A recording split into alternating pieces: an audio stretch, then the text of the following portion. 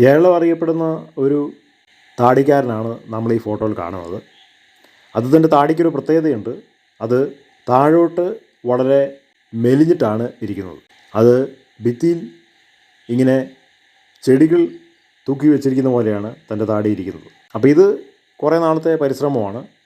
താടി ഇങ്ങനെ ഒരുപാട് നീളത്തിൽ താഴോട്ട് ഇങ്ങനെ വീതിയിൽ ഇങ്ങനെ വളർത്തിയെടുക്കണമെന്ന് പറഞ്ഞു കഴിഞ്ഞാൽ അത് അത്ര എളുപ്പത്തിൽ പറ്റുന്ന ഒരു കാര്യമല്ല. എല്ലാവർക്കും താടി വളർത്താൻ കഴിയില്ല. നമ്മുടെ നാട്ടിൽ ഒരുപാട് പേര് താടി വളർത്തുന്നുണ്ട്. താടി വളർത്തണമെന്നുണ്ടെങ്കിൽ അതിൻ്റേതായിട്ടുള്ള ആരോഗ്യം ഉണ്ടാവേണ്ടത് ആവശ്യമാണ്.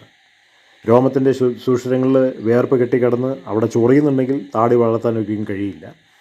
അങ്ങനെ ചൊറിച്ചിലും പൂപ്പൽ ബാധയുള്ളവർക്കൊന്നും താടി വളർത്താൻ കഴിയില്ല. ഈ താടി ഇങ്ങനെ വളർത്തിയാൽ മാത്രം പോരാ, അത് കൂടെ അത് വൃത്തിയാക്കുകയും അത് പരിപാലിക്കുകയും ചെയ്യേണ്ടത് ആവശ്യമാണ്. ഇപ്പോൾ നമ്മൾ കാണുന്ന താടിക്കാരൻ അപ്രകാരം ചെയ്യുന്നൊരു വ്യക്തിയാണെന്ന് തോന്നുന്നു. അല്ലാത്ത പക്ഷം പലയിടത്തുള്ള രോഗാണുക്കൾ ഈ താടിയുടെ ഉള്ളിൽ ഉത്സവം കൊണ്ടാടുന്ന ഒരു അവസ്ഥ നമുക്ക് കാണാൻ കഴിയും.